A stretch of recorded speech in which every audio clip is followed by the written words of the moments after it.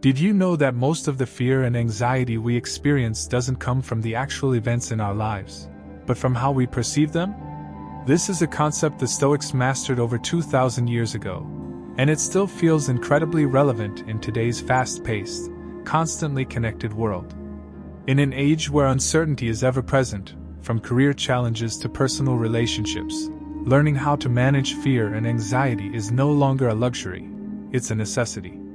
This video will explore 7 specific strategies grounded in Stoic wisdom, strategies that great thinkers and leaders have used throughout history. These methods have been tested and integrated into the lives of successful people, bringing about profound and lasting change. But before we dive in, I'd like to ask you a small favor. If you appreciate the content we're sharing, hit that subscribe button. It's free and helps us continue providing value. Don't skip any part of the video, because each strategy builds on the next. By the end, you'll have practical tools to confront fear and anxiety with confidence, living a life anchored in strength and clarity. Reframing fear, turning the monster into a mentor. Fear often feels like an enemy, a shadow lurking in the corners of our minds, whispering doubts and paralyzing us in critical moments. But what if fear isn't the monster we think it is? What if it's a misunderstood ally, urging us to confront what matters most? The Stoics had a bold perspective on fear. They didn't see it as something to run from but as a signal, a spotlight on areas of growth. To them, fear was not a barrier but a compass, pointing toward what we value deeply and where we can strengthen ourselves. Take Marcus Aurelius, who led Rome through wars and plagues. He didn't banish fear, he reframed it. Fear became a teacher, challenging him to focus on what was within his control, his actions, choices, and integrity. Instead of avoiding fear, he dissected it, asking, "What is this thing I'm so afraid of? Is it truly unbearable, or is it my perception that makes it so?" Reframing fear means stripping it of its mystery. It's about questioning its power and transforming it into an ally. For example, afraid of public speaking? Fear isn't saying, "You'll fail." It's asking, "How much do you care about connecting with others?" Dreading a tough conversation? Fear highlights the importance of honesty in relationships. When fear arises, Stoics advise us to pause and probe. What am I truly afraid of? What's the worst that could happen?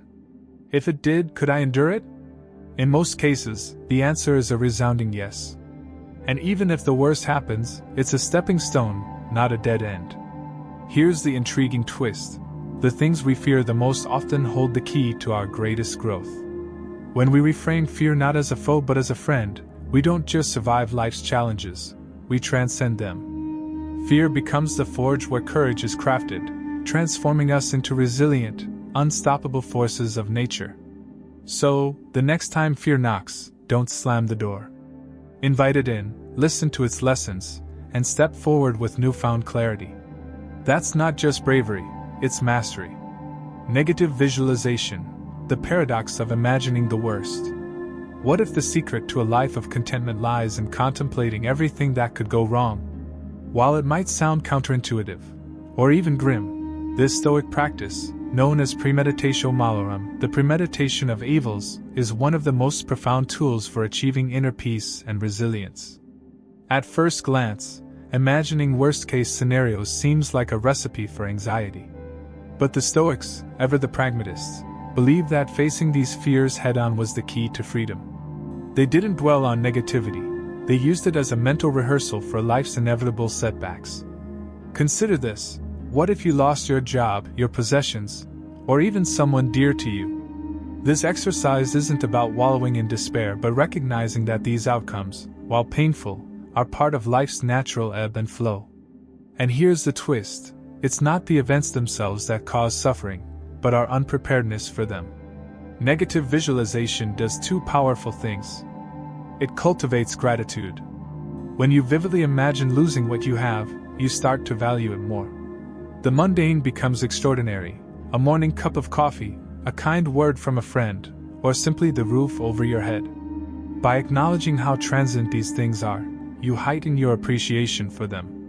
It builds resilience. By rehearsing adversity in your mind, you dull its sting if and when it arrives. You've been here before, at least in thought, and are less likely to crumble. Like an athlete training for a big game, you've prepared yourself to face life's challenges with poise. Even Marcus Aurelius, who ruled the vast Roman Empire, practiced this. He would wake and remind himself, "Today I will meet with meddling, ungrateful, arrogant, deceitful, envious, and unsociable people."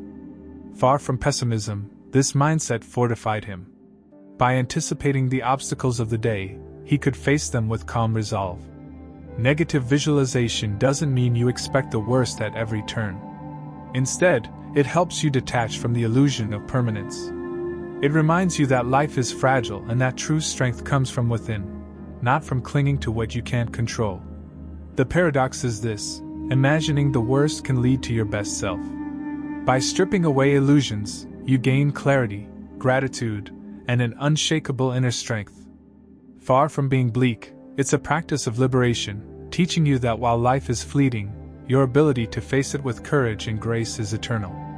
So, dare to imagine what you fear most. In doing so, you may find something unexpected: peace.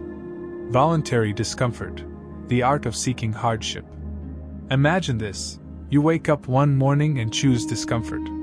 You take a cold shower instead of a warm one, eat plain food instead of a lavish meal, or walk instead of driving. Not because you have to, but because you want to. Why would anyone willingly seek out hardship?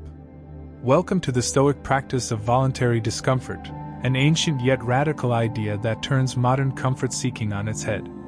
The Stoics, always aiming for mastery over the self, saw comfort as a double-edged sword. They believed that by exposing yourself to controlled difficulty, you could cultivate strength, independence, and freedom. Here's the philosophy: when you step into discomfort intentionally, you shrink its power over you. You're not caught off guard when life throws you a curveball because you've trained for it. Why seek hardship? To break the illusion of necessity. Do you need a soft bed, gourmet meals, or climate-controlled rooms to survive? The Stoics would say no. By deliberately going without these luxuries, you discover how little is actually necessary for your well-being. Seneca, a wealthy Roman philosopher, would spend days living like a pauper, wearing coarse clothing and eating meager rations. His goal? To remind himself that even the harshest circumstances weren't as terrifying as they seemed. To strengthen the mind. Comfort can lull us into complacency. Voluntary discomfort sharpens the mind like a whetstone. It's a reminder that hardship isn't the end, it's a proving ground.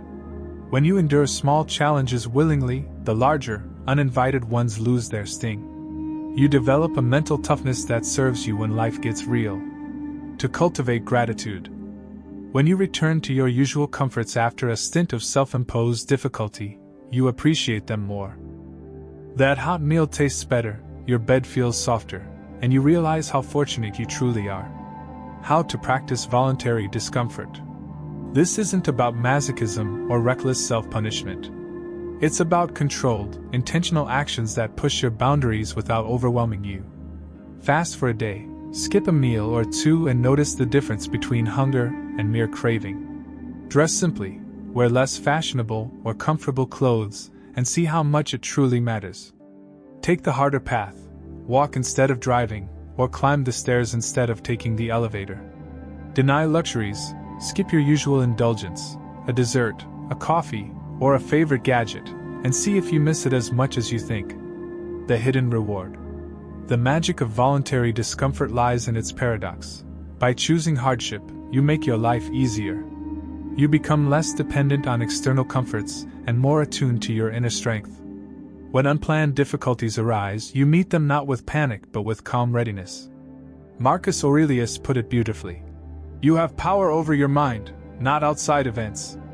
Realize this, and you will find strength.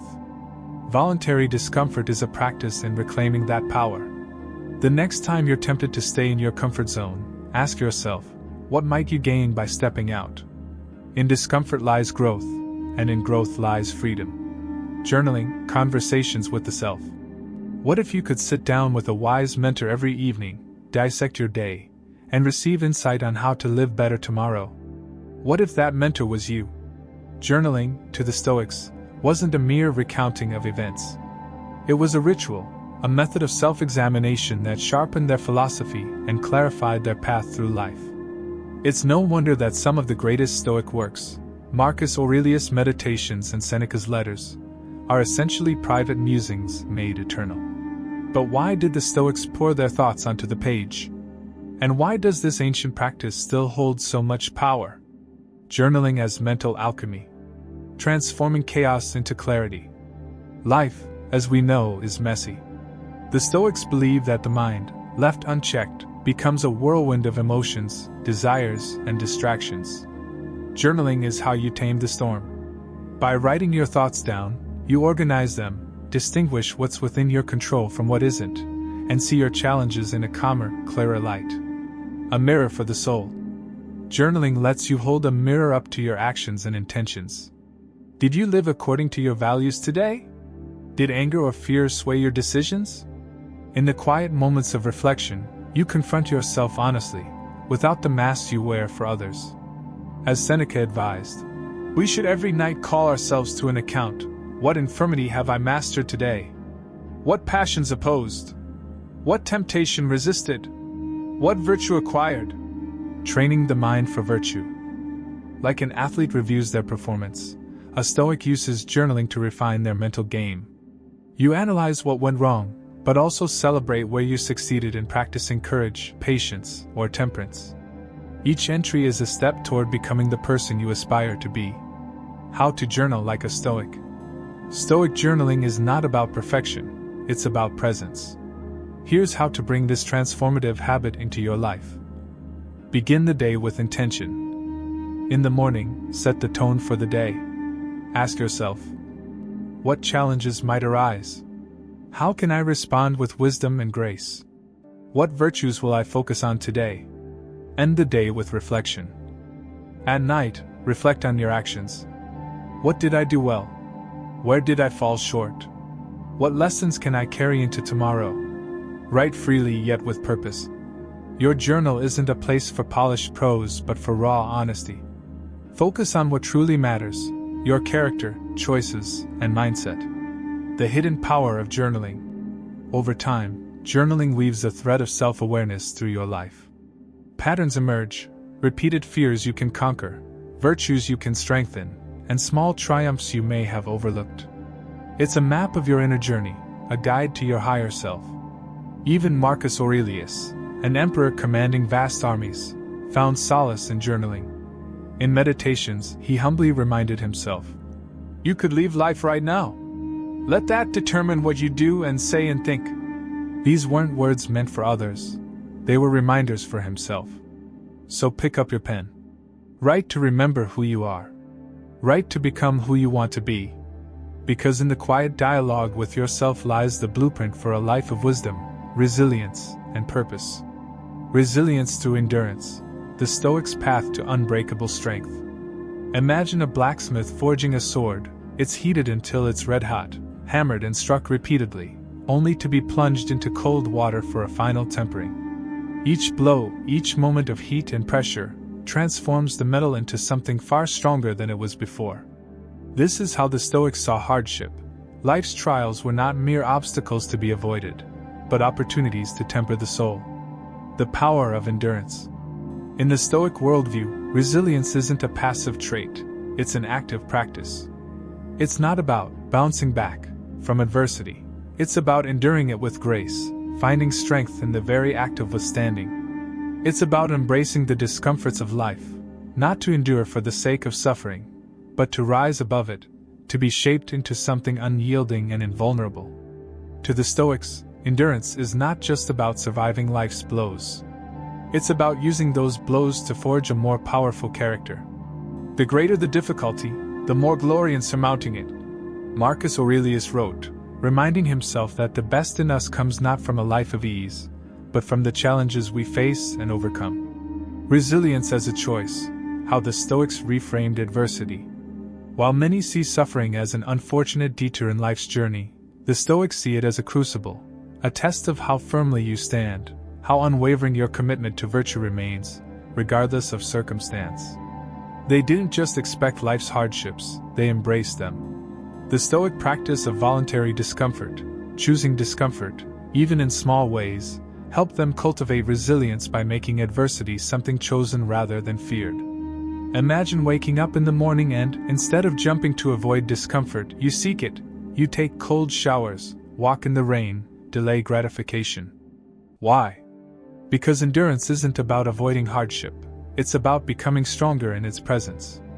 It's like preparing for a storm by learning to dance in the rain rather than waiting for it to pass. The endurance of the mind.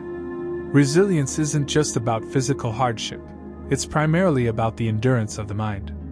The Stoics knew that the greatest battles are fought within. It's not the things themselves that disturb us, but our judgments about them. Epictetus famously wrote, "Your resilience lies in your ability to endure the storm of emotions, worries, and fears within your own mind."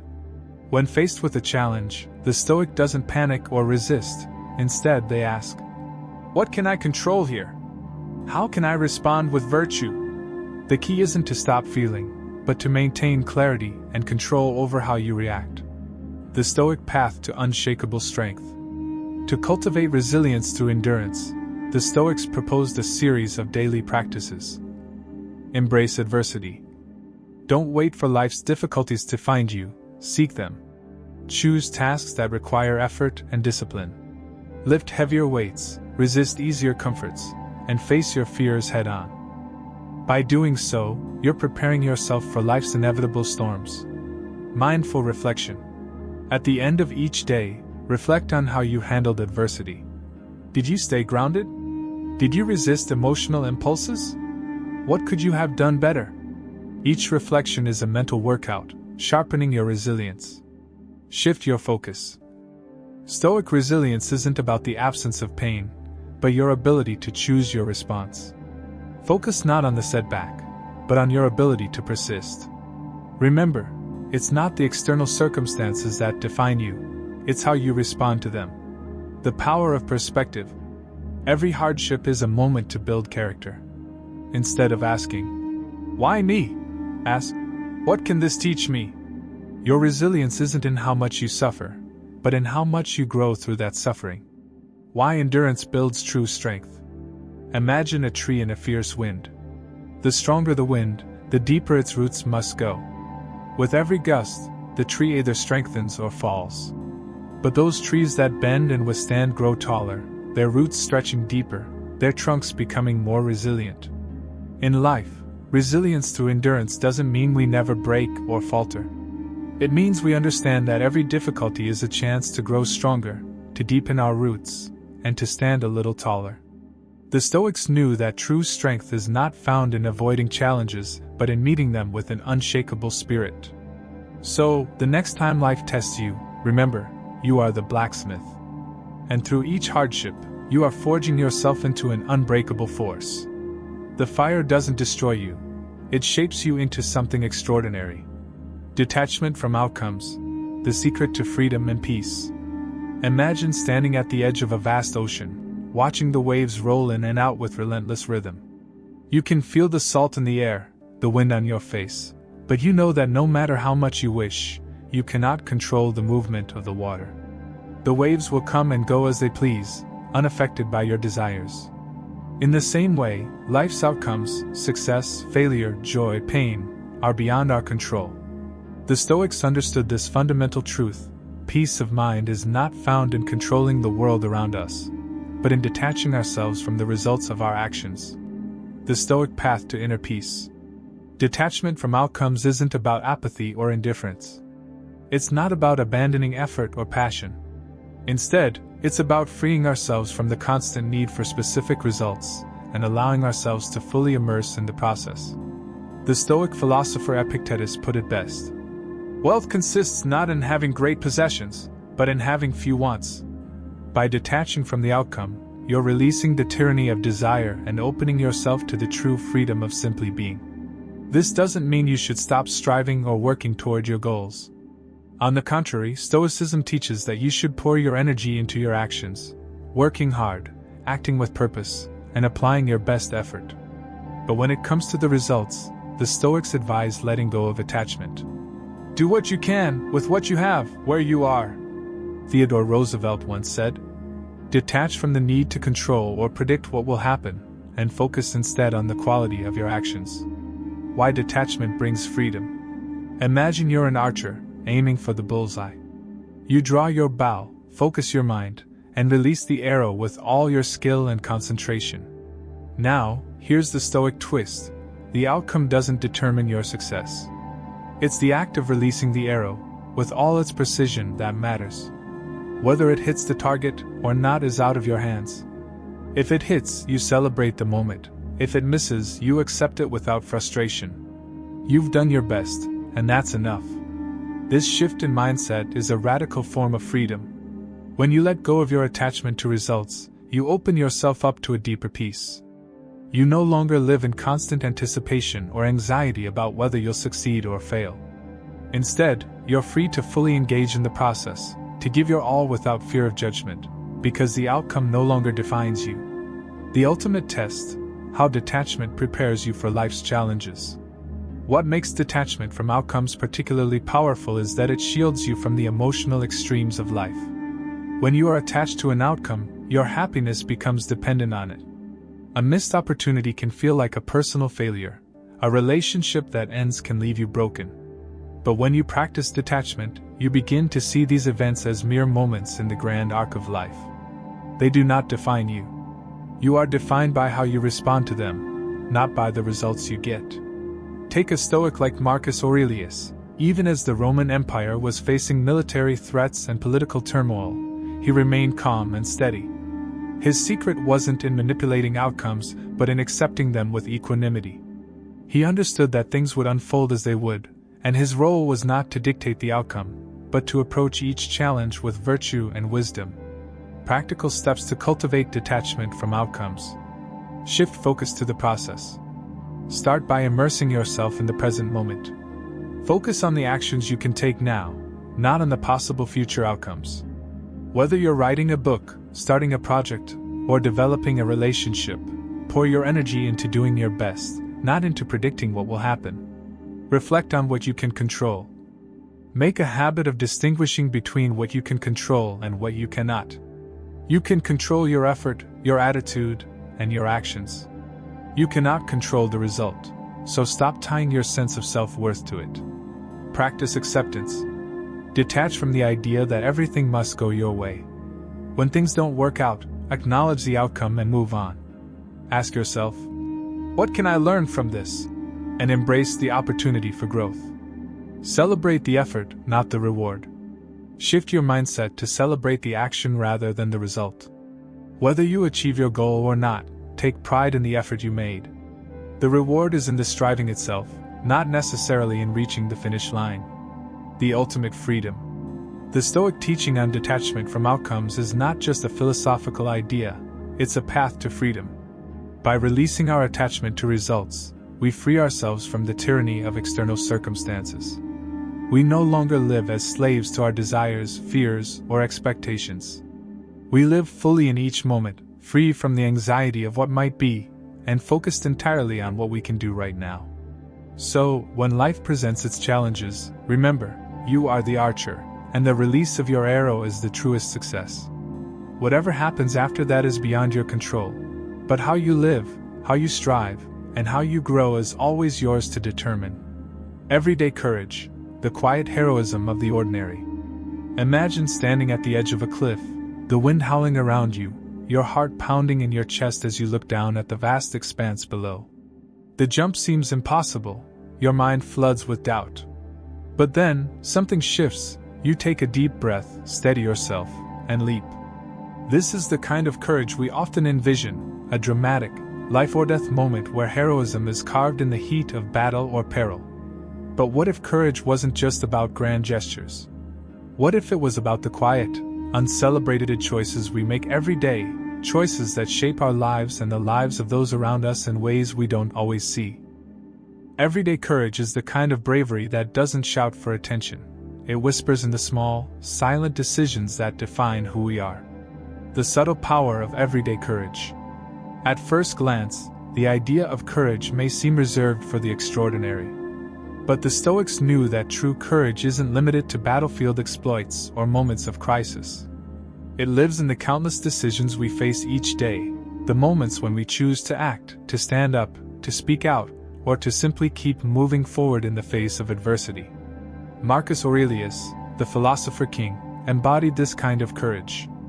Every day, he had to lead the Roman Empire through challenges that were beyond his control: invasions, political unrest, and his own personal struggles. Yet, he wrote in his Meditations that courage lies not in external victories, but in how we respond to the challenges life presents. For him, every day was an opportunity to practice virtue, to maintain composure, and to stand firm in the face of hardship, no matter how small the obstacle seemed. Courage in the small choices, the Stoic art of steadying yourself. Everyday courage isn't about dramatic moments, it's about persistence in the face of daily discomforts. It's about doing the right thing when no one is watching, making the tough decisions when the path forward isn't clear, and facing your fears one step at a time. It's in the moments when you push through doubt, overcome hesitation, and rise to meet the challenges of life with resilience. Think of the courage it takes to face your own fears, the discomfort of speaking your truth, the vulnerability of asking for help, the bravery in setting boundaries with others, or the strength to change a habit. These might not be heroic in the traditional sense, but they are profound. They shape the kind of person you become, and in turn, the kind of world we all live in. The courage to face discomfort and uncertainty. Perhaps one of the most profound forms of everyday courage is the ability to face discomfort head-on. Whether it's tackling a difficult task at work, pushing through a personal challenge, or stepping into unfamiliar situations, courage often means embracing uncertainty. Consider the Stoic practice of voluntary discomfort, the intentional act of putting yourself in situations where you feel discomfort. The Stoic philosopher Seneca advised that we should expose ourselves to hardships as a way to build inner strength and resilience. This could mean taking a cold shower, fasting for a day, or facing a conversation you've been avoiding. These small acts of discomfort build a muscle of courage, helping you to face bigger challenges with greater ease. Every day, you have the opportunity to engage in this kind of courage, stepping into the unknown, embracing vulnerability, and doing what you know is right even when the immediate rewards are unclear. The courage to let go, freedom and acceptance. Another powerful form of everyday courage is the courage to let go. In a world that constantly pushes us to strive for more, to control every outcome, and to avoid failure at all costs, it takes courage to embrace uncertainty, to release the need for perfection, and to trust the process. This is a fundamental Stoic principle, focusing on what you can control and accepting what you cannot. The courage to let go isn't passive, it's an active decision to release expectations and stop clinging to things beyond your control. Whether it's letting go of a failed project, accepting a difficult relationship, or making peace with your past, this act of release requires a kind of bravery that's often more challenging than any external battle. Everyday courage in relationships, vulnerability as strength. Think about the courage it takes to be truly vulnerable with others. Whether it's telling someone how you really feel, apologizing for a mistake, or opening up about your deepest fears, vulnerability is a powerful form of courage. In relationships, courage isn't just about standing up for yourself in an argument or fighting for what you want. It's about being willing to be real, to show your true self, and to face the discomfort that comes with letting others in. This is the kind of courage that fosters connection and trust, the kind of courage that allows friendships, families, and communities to flourish. In this sense, everyday courage isn't just about individual strength, it's about how we contribute to the strength of others through our openness, authenticity, and willingness to face difficult conversations. The courage to start, a leap of faith. Every day presents opportunities to take small leaps of faith, starting a new project, pursuing a new passion, changing careers, or simply stepping out of your comfort zone. These moments don't require a cape or a grand speech. They require a willingness to take the first step, despite the uncertainty ahead. This is the heart of everyday courage, the ability to take that first step into the unknown, trusting that you will find your way as you go. It's easy to wait for the right moment, for the perfect conditions. But courage isn't waiting, It's moving forward regardless of the fear or uncertainty that accompanies the unknown. Every small action you take, no matter how uncertain, is a victory in itself. This is the kind of courage that propels you through life, one step at a time. Everyday courage as a lifestyle. Everyday courage isn't a trait you either have or don't have. It's a practice, a mindset, and a commitment to showing up for life each day, no matter what challenges you face. It's about embracing discomfort, facing fears, standing firm in your values, and showing up for others. The beauty of this kind of courage is that it doesn't require grand moments or dramatic changes. It can be found in the quiet, consistent steps you take every day. So, the next time you face a choice, no matter how small, remember this: courage is not always loud. Sometimes it's the quiet, resolute decision to keep going, to face discomfort, or to choose kindness when it's hard. Everyday courage is the unsung hero of a life well lived, and it's waiting for you to embrace it, one step at a time.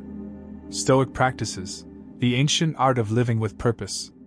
Imagine stepping into a world where every moment, every action, and every thought is an opportunity for mastery.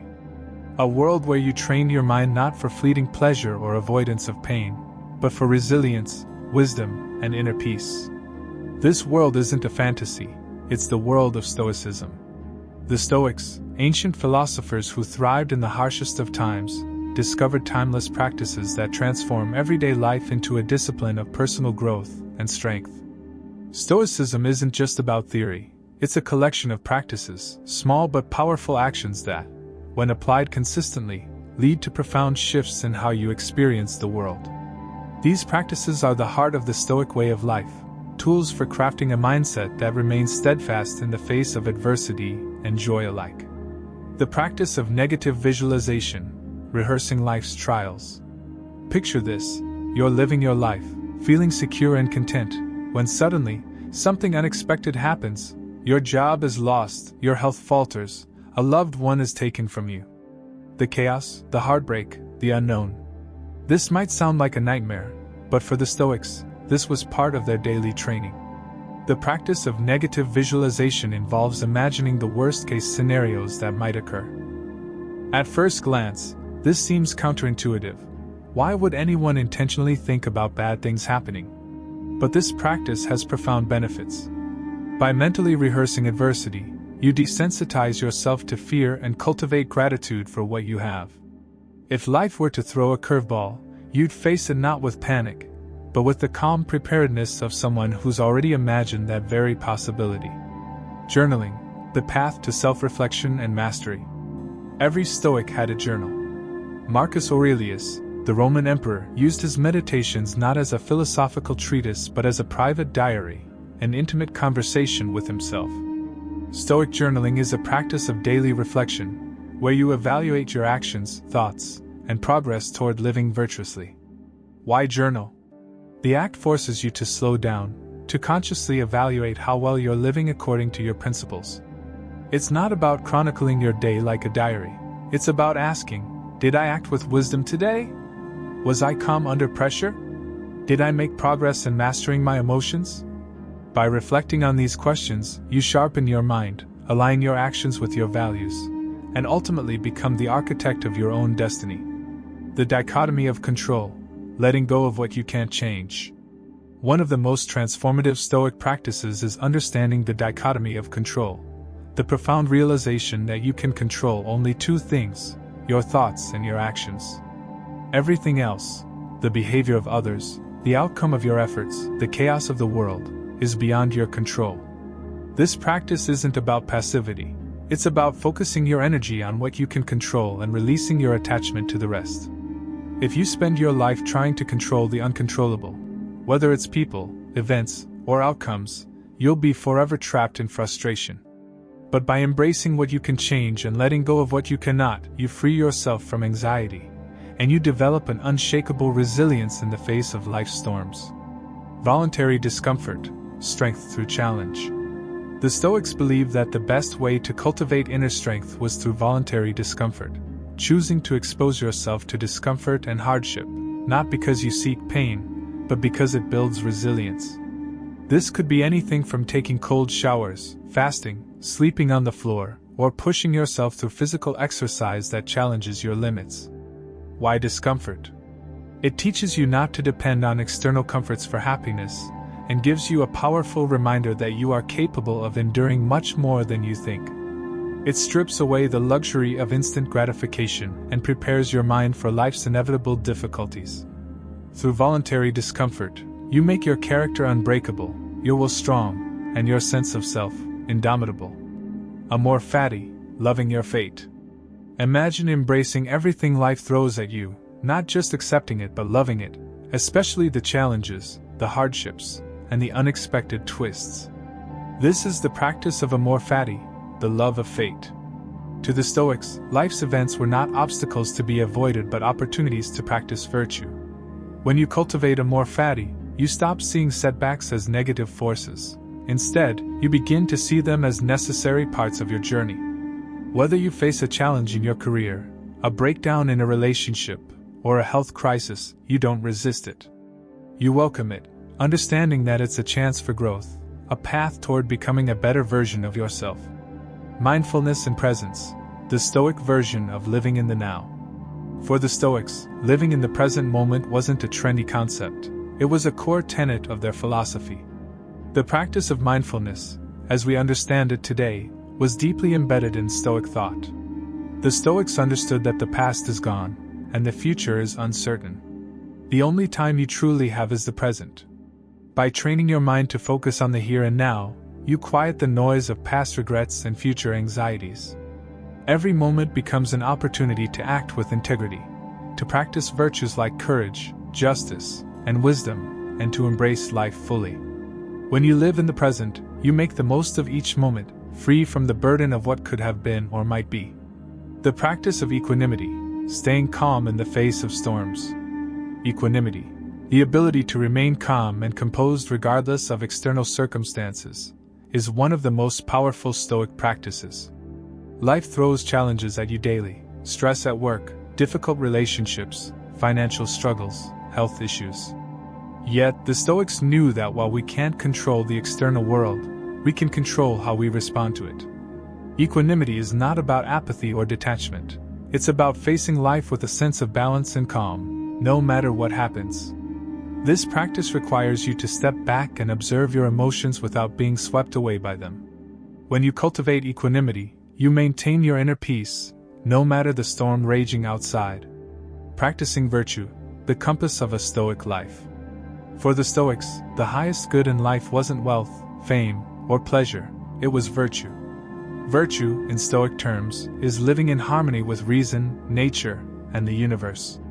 This means practicing wisdom, courage, justice, and temperance in all aspects of life. By focusing on virtue as your guiding star, you shift your attention away from external rewards and align your actions with what is truly good. Every choice, every thought, becomes an opportunity to grow in virtue, and as you become more virtuous, you become more resilient, more purposeful, and more content, regardless of what life hands you. Stoic practices, a blueprint for a better life.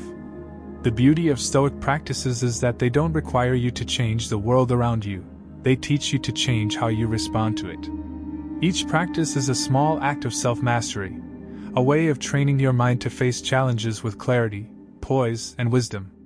Through negative visualization, journaling, voluntary discomfort, and the other practices, the Stoics show us that the key to a meaningful life lies not in external circumstances, but in how we approach them. These practices, though ancient, are more relevant than ever. In a world full of distractions, uncertainties, and noise, the Stoic way offers us a path to living with purpose, resilience, and peace, one mindful action at a time.